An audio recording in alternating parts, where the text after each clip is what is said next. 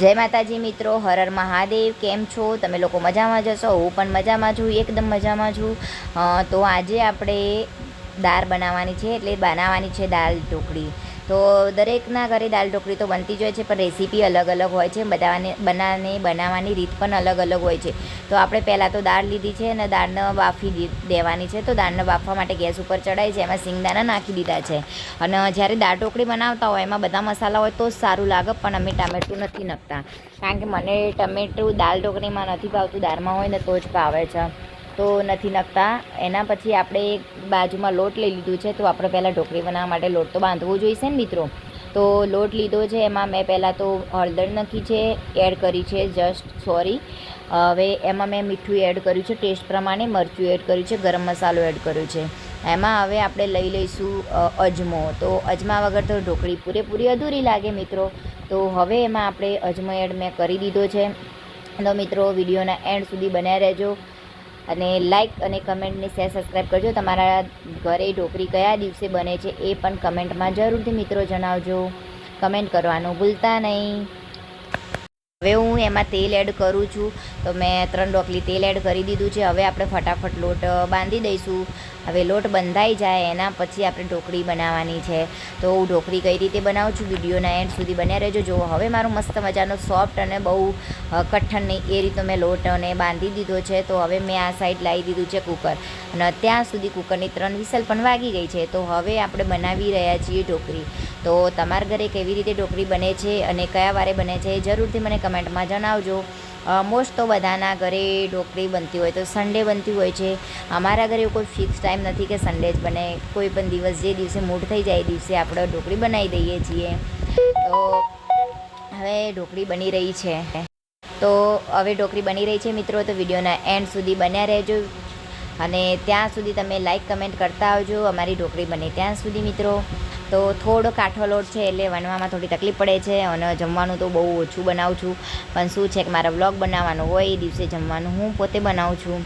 તો આજના આપણે જે જમવાનું શું બનાવ્યું છે એ પૂરું વ્લોગની અંદર તમને બતાવી દઈશું. જો હજુ થોડીક વરાળ છે તો સીટી હું વગાડીને એની વરાળ કાઢીશ ત્યારે જ કુકર ખુલશે, નહીં તો કુકર ખુલશે નહીં મિત્રો. તો આજે તમારા ઘરે શું જમવાનું બન્યું છે એ મને કમેન્ટમાં જલ્દી જણાવજો. આજે આપણે ગુરુવાર છે તો જણાવવાનું મિત્રો ભૂલતા નહીં. ગુરુવાર બપોરે આપણા ઘરે દાળ ઢોકળી બનાવી છે, તો કમેન્ટ મને જરૂરથી કરજો મિત્રો. હવે આના મસ્ત ઢોકળી મેં વણી લીધી છે એકદમ પાતળી. તો એમાં નાના નાના ટુકડા બનાવવાના છે, આપણે જેમ શક્કરપારાના ટુકડા બનાવતા હોઈએ ને એમ. કોક દિવસે બનાવતા હોઈએ જમવાનું, એટલે તો બહુ એવું લાગે છે ઘણા દિવસે બનાવીએ. જુઓ હવે ચાકુ લઈને મેં મસ્ત મજાના ટુકડા કરી દીધા છે. તો જય માતાજી મિત્રો, કમેન્ટ જરૂરથી કરી દેજો. હવે આપણે એમાં ટુકડા થઈ ગયા છે. તો પહેલાં તો સીટી હવા નીકળી જશે સીટીમાંથી વરાળ, એના પછી કુકરમાં આપણે એડ કરીશું, પૂરતા મસાલા એડ કરીશું. તો તમે વિડીયોના એન્ડ સુધી બન્યા રહેજો. હું કયા કયા મસાલા એડ કરું છું તો વિડીયોમાં તમે જોઈ શકો છો. તો હવે તો પહેલાં કુકરનું ઢક્કન ખુલતું નથી, અને શાંતિથી ખોલવું પડશે, નહીં તો આવશે નિરાલીના માથે. શું આવશે? કુકરનું ઢક્કન નિરાલીના માથે. હા, કુકરનું ઢક્કન તો ખુલી ગયું છે. અને જ્યારે આપણે ઢોકળી બનાવવાની હોય ત્યારે દાળ બહુ ઓછી હોવી જોઈએ, તો ઢોકળી સારી થાય. પછી બહુ વધારે પડતી દાળ હોય તો ઢોકળી પછી જાડી થઈ જાય, મજા ના આવે. તો પહેલાં તો મેં મસ્ત મજાનું એને દાળને ભાગી દીધી છે. હવે દાળ મસ્ત મજાની ભગાઈ જાય છે. એમાં મરચાં તો પહેલેથી આપણે એડ કરી દીધા હતા. સોરી મરચાં એમાં એડ નથી કર્યા, એમાં ખાલી સિંગદાણા જ એડ કર્યા છે. મરચાં તો હવે એડ કરવાના છે. જો મસ્ત મજાની દાળ એકદમ ભગાઈ ગઈ છે. હવે ઢોકળી એમાં એડ કરવાની છે. હું એવું વિચારું છું પહેલાં એમાં મસાલા કરી દઉં. તો પહેલાં એમાં મેં ગોળ લીધો છે. તો દાળની અંદર ગોળ વગર કોઈ ટેસ્ટ ન આવે, તો પહેલાં મેં સૌથી ગોળ એડ કર્યું છે. હવે એમાં હું મસાલા એડ કરી દઉં છું 1 by 1. તો તમે વિડીયોના એન્ડ સુધી બન્યા રહેજો. પહેલું મેં નમક એડ કર્યું છે, એ પણ ટેસ્ટ પ્રમાણે. સેકન્ડ નંબરમાં મેં હલ્દી એડ કરી છે. હલ્દી સૌથી ઓછી એડ કરું છું. મરચું 2 ચમચી એડ થશે, કારણ કે મરચાં વગર કંઈ નથી. અને એમાં પછી ગરમ મસાલો મેં એડ કરી દીધો છે. અને જ્યારે લીલા મરચાં આવશે ત્યારે તો દાળ ઢોકળીનો ટેસ્ટ સારામાં સારો અલગ જ આવશે.